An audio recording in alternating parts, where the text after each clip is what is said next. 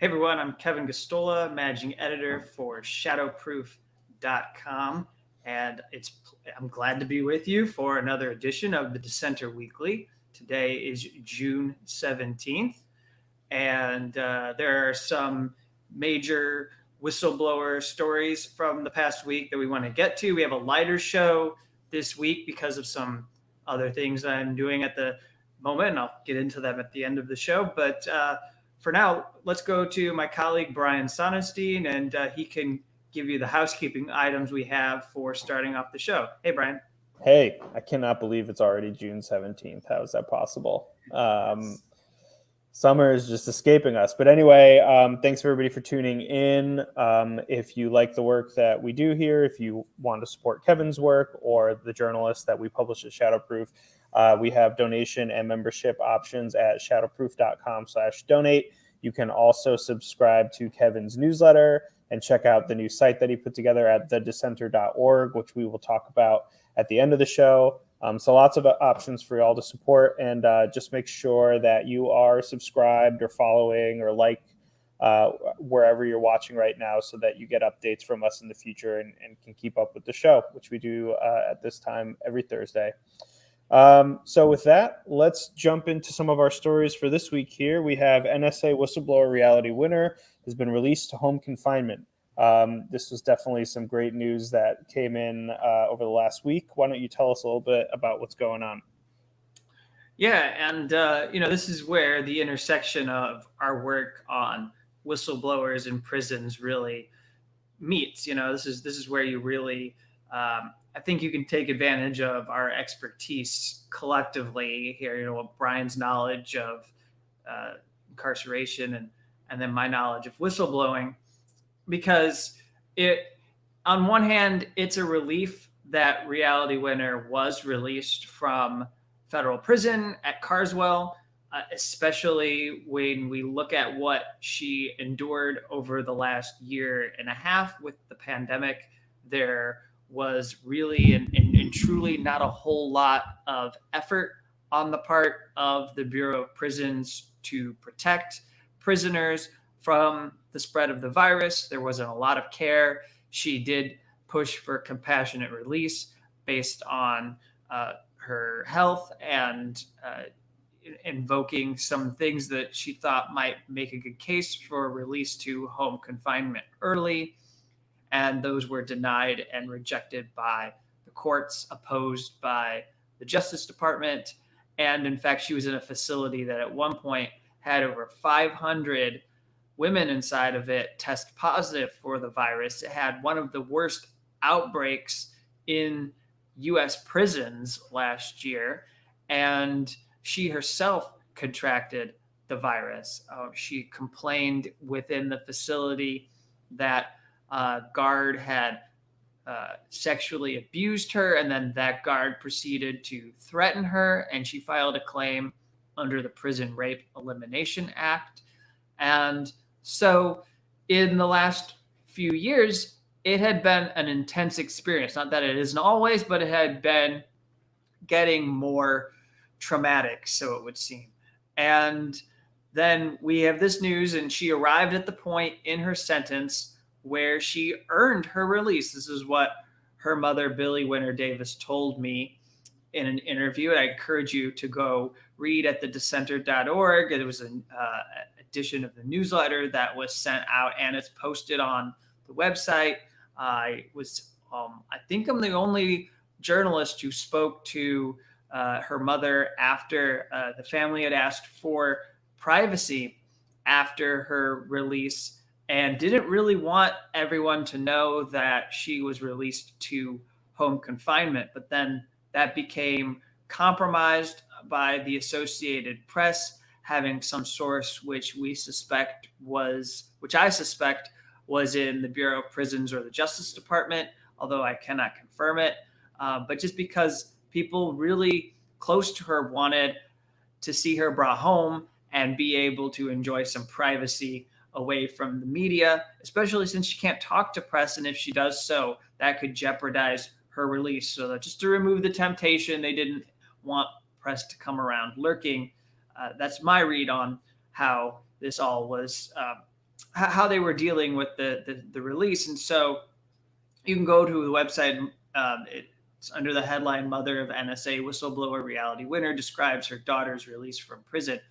And she basically said that Reality Winner earned this release. It was not out of compassion. It was not like she had her time reduced. There was no mercy shown by the U.S. Justice Department. It was just the point in her sentence where she was to be released to halfway house. But they were able to meet all of the requirements and get her placed under home confinement in Texas. And so she is with her family. And, for the first time since being arrested back in 2017, she is able to be with her family and to actually enjoy private moments with them, theoretically without as much intrusion from the U.S. government. And so this is really important, but at the same time, the home confinement, what it is like to go through that. As her mother said to me, she still belongs to the Bureau of Prisons. And there is there are so many ways that they can come up with to send you back to prison. And she's going to be expected to seek and try and find employment.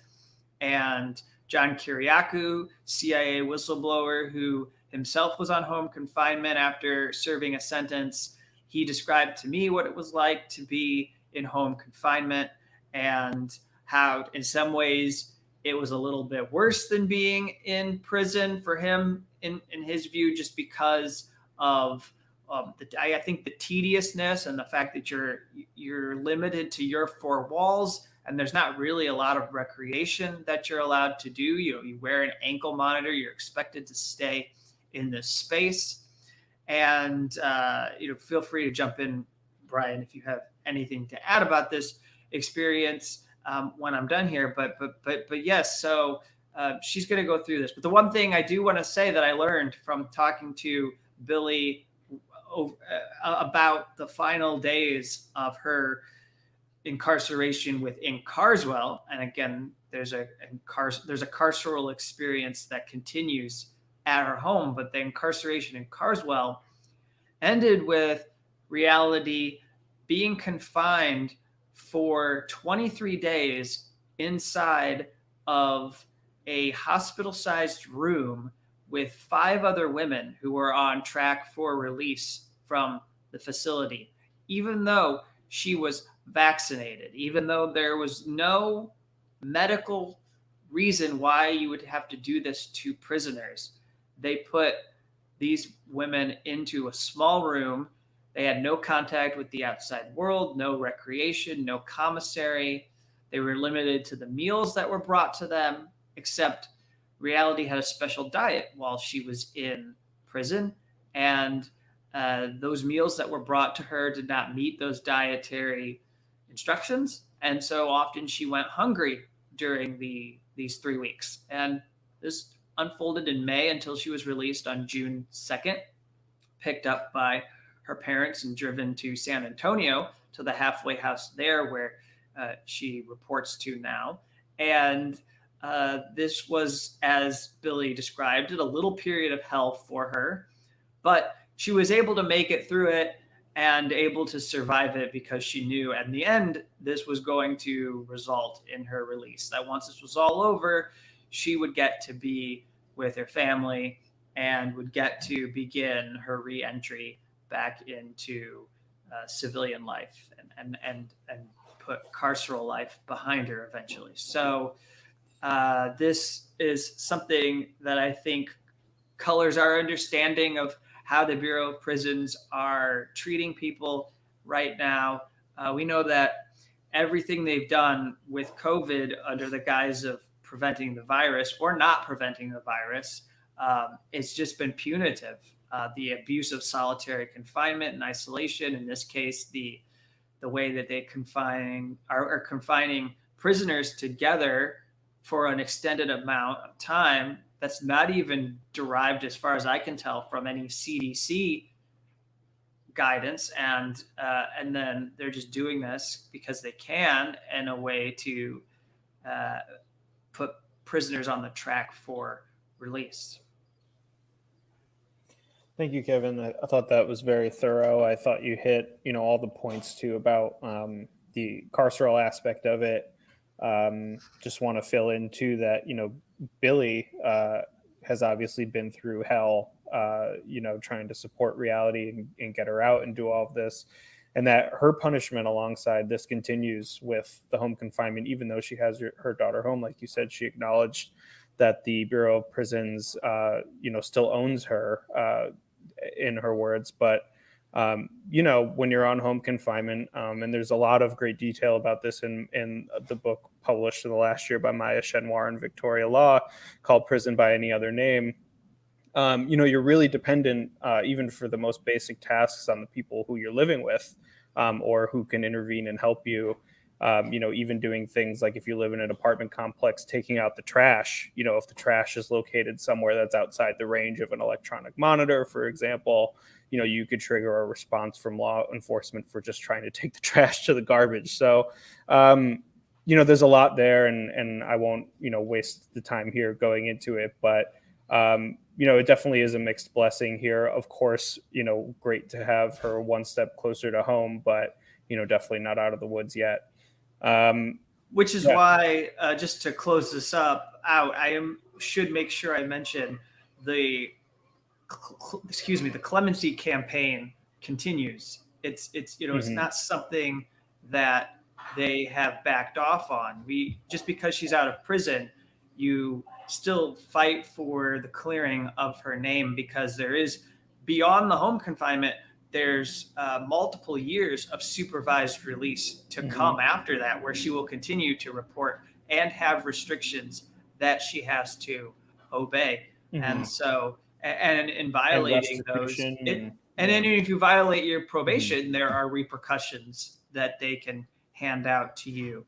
And so, so she will be under their thumb, so to speak, until a successful effort occurs to clear her record and to say that she's done it enough. She does not deserve further punishment. Well, certainly kudos to you, Kevin, for staying on this story for all this time, and I know that you'll keep tabs on this going forward too. So we'll look forward to another update from you in the near future. Let's transition over to our next story. That we have drone whistleblower Daniel Hale was jailed after his therapist betrayed him. Tell us about this story. Yeah. So, in some ways, the story with Reality Winner, she was Donald Trump's whistleblower head on a pike, and her story is winding down. We're getting to the end of the punishment storyline that you have for these whistleblowers that get crushed, and there's seemingly a sunshine on the horizon for Reality and being able to return to life eventually.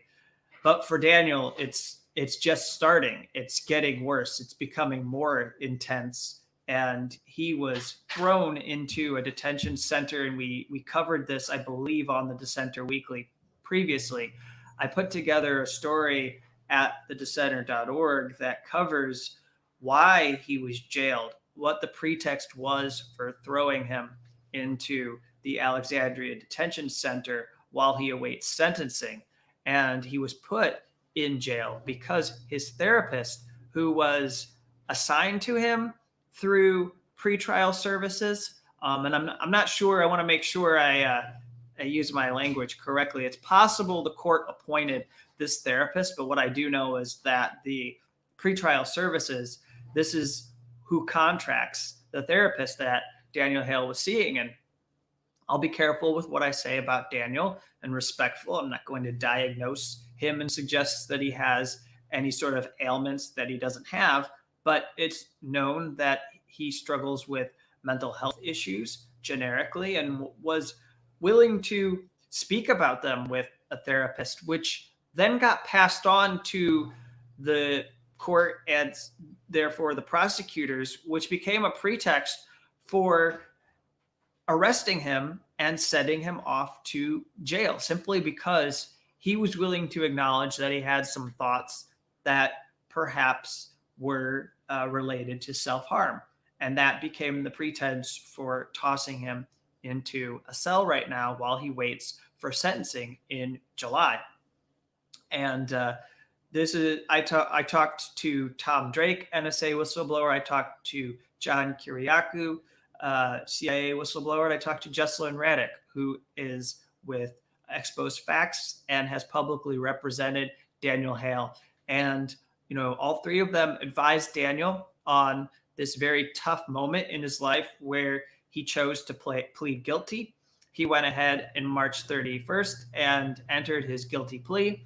He revealed that he put into the record that he was the anonymous source for Jeremy Scahill's book, The Assassination Complex, and he ghost wrote even a chapter in the book. And he also was involved in contributing to stories that were published as part of the drone papers at The Intercept. And he now was in a spot where he had opened himself up to punishment, definitely, because even if he went to trial and there's a lack of success there or an unlikelihood of success, it still wasn't a done deal that he would be punished. But now, he's pled guilty to the charge. He knows what that charge carries. One count of violating the Espionage Act is up to 10 years, probably looking at 4 to 5 years as far as a sentence. Knows what he's looking at.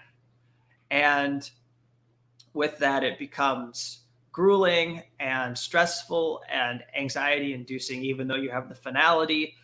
And yet one of the other problems that he's had to deal with is the hardball that prosecutors are playing, because they didn't accept this plea as enough. There were 4 other charges that he was indicted or accused of committing, and the prosecutors would like to go to sentencing, see what kind of a sentence they receive from the judge, what kind of a sentencing verdict they are able to get, and then if they are unhappy, might take it to trial. And it's a manipulation of due process, as Thomas Drake told me, because if you are pushing somebody under this coercive system to plead guilty, it's not voluntary. He's only doing this because he wants to have a shorter amount of time in prison. So he's foregoing his right to a trial, to be someone who is brought before a jury or a judge, and he is accepting that he will do prison time. But it could be longer, and they could use that guilty plea against him in order to prove that the other charges were ones that he committed. And it would compound, it would add on to the amount of time that he does in prison.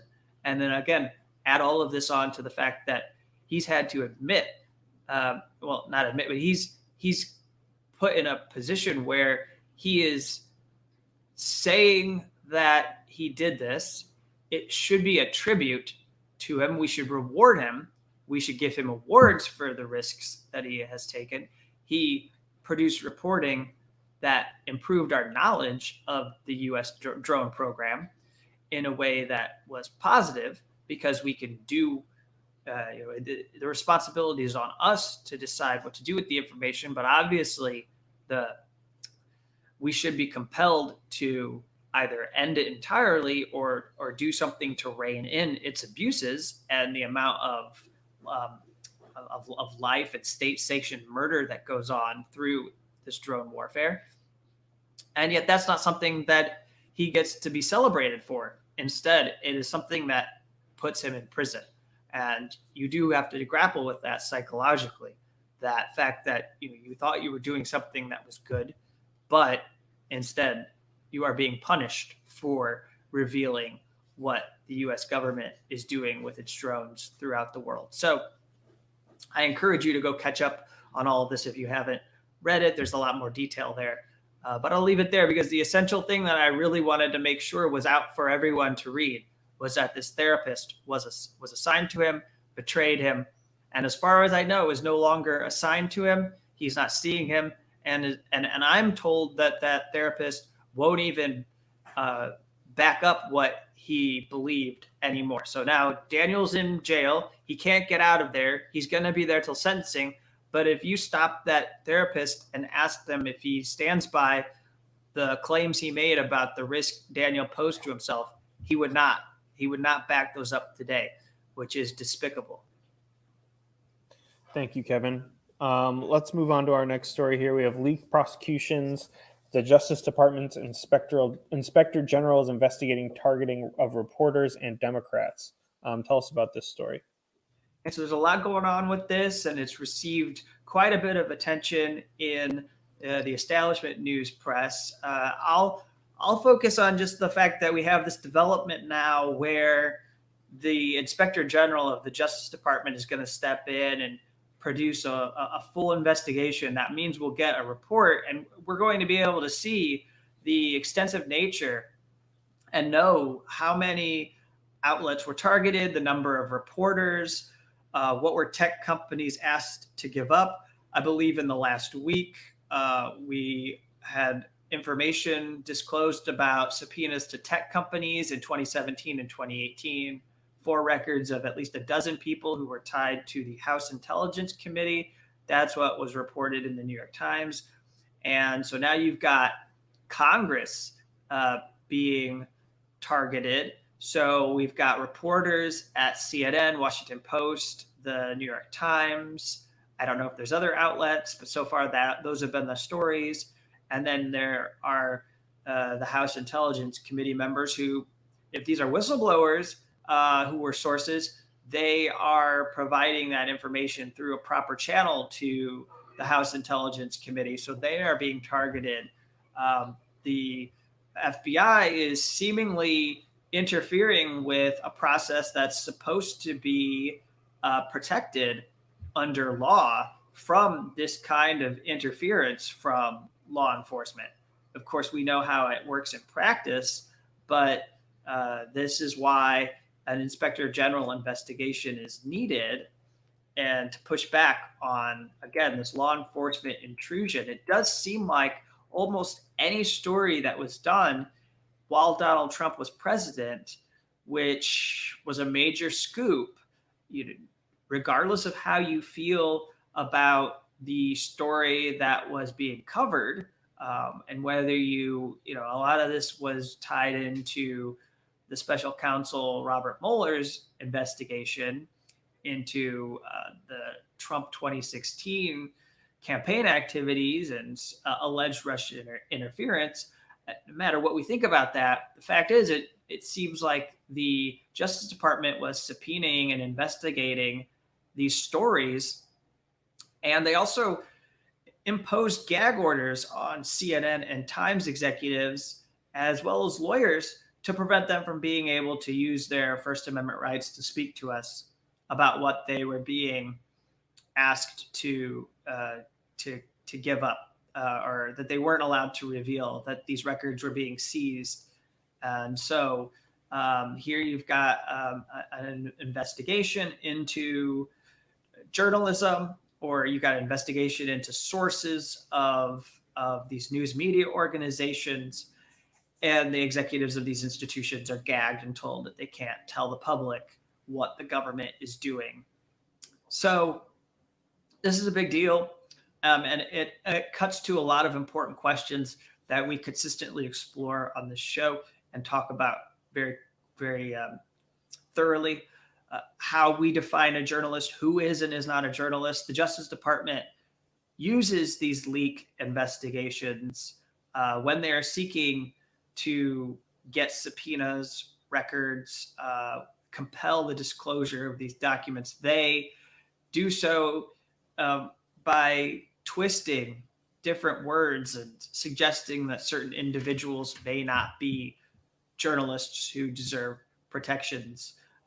It's why we have the case against Julian Assange, WikiLeaks, to say that he does not enjoy press freedom or the same First Amendment rights of a CNN reporter or a New York Times reporter. And by coming up with guidelines that exclude certain individuals who are actually members of the press, they're able to get away with doing these subpoenas. So it's why this investigation is important. I think it's going to get to a lot of critical issues that Congress really does need to settle. We've spent 5 10 years that this has been an open issue. And I don't want them to settle it the wrong way, but I also think that there needs to be some kind of action. We see all kinds of demands put forward, all kinds of reasonable policy proposals, like a reporter's shield law. And we want a shield law that would protect the act of journalism and not exclude particular journalists. But we still want action, and we might not get it out of this Senate or House, but I don't think that that kind of fear is reason to hold back. And we really should be fighting for something to try and resolve this. And also, I think what this shows for the reporters who were targeted at these mainstream institutions is that there's not a lot of separation between what the government can do to violate your rights and what the government can do to violate whistleblowers or your sources' rights. And there should be more solidarity. There should be more people talking about what happens to Daniel Hale, more people talking about what happens to Reality Winner, more people talking about what happens to people like Julian Assange, because it's all connected and it says to us all, based on the conduct of the Justice Department, whether Republican or Democrat. I mean, this activity is not unique to Donald Trump or Jeff Sessions or Bill Barr. What we are seeing is conduct that in some way or another was engaged in by the Obama administration and also was engaged in by the Bush administration. We see an expansion of this power claimed by the Justice Department to conduct these investigations in a way that trample on press freedom. And it's just known. It's an open secret. The people who are in the industry know that the government is doing this to them. And in some ways, they are silent about certain aspects because they want to maintain access to the halls of power. And they also don't want to sound like they aren't objective.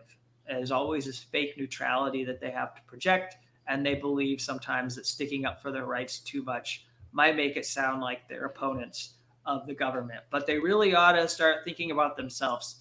They ought to be looking out for their self-interest, because I do. And that's why I show a lot of solidarity with these whistleblowers, as well as people like Julian Assange, who are targeted for engaging in, let's call it, dissident journalism, or journalism that is not politically acceptable to elites, the kind of journalism that they want to stamp out and not be accessible to people around the world because it threatens their power. So I think that's a good way to enter into the end of our show, because I want to mention this home run for Julian. So today I'm going to be downtown in Chicago. In about an hour, I will be there. I'll be participating in this event. Julian's dad, John Shipton, and Gabriel are both in the United States. They're doing this tour called Home Run for Julian, stopping in cities. They're here in Chicago. I'm going to go down and join them to speak with some local grassroots leaders, but also some of the public who are going to be there, activists in the area who are committed to peace or anti-war activism. And then from Chicago, they're going to move on to Milwaukee in Wisconsin. They'll be there on June 19th. And then in Madison, Wisconsin on June 20th, Minneapolis, St. Paul on June 21st. They're doing a panel and a rally on June 21st. Denver, June 23rd. They'll be in Portland on June 24th. And Oakland on June 26th. And then they have a schedule that goes all the way to July 1st, where they wrap up in DC. And we'll throw out some more dates later on, do further coverage of Home Run for Julian. But they've been here for most of the month of June, and they've been meeting with very dedicated supporters and activists in various cities who are going to hopefully do some of the work to make this a national issue, to challenge lawmakers to do more to recognize the threat this case poses to press freedom so that the charges can be dropped. So just to put that on your radar. And then as we wrap up here, you can go to the newsletter. The newsletter is thedissenter.org, and we're picking up more paid subscribers. These paid subscribers will make it possible to fund the work that we do here through this show, the journalism we produce on people like Reality Winner and Daniel Hale, the coverage of policy issues like what to do with subpoenas in these leak prosecutions that target whistleblowers, etc. And so I highly encourage you to become a subscriber. I encourage you also, if you can, to give a bit per month and become a monthly subscriber, or pay one amount and become an annual subscriber. We're working on sorting out a bug with the system currently, but people who pay have access to comments and can leave comments. And also there's exclusive content that's posted. There'll be recurring features that you receive. You can listen to this in podcast form if you prefer to listen to it over watching video. So there are things that we're doing for people who make the sacrifice and give to help fund independent journalism on whistleblowers and the obstacles they face.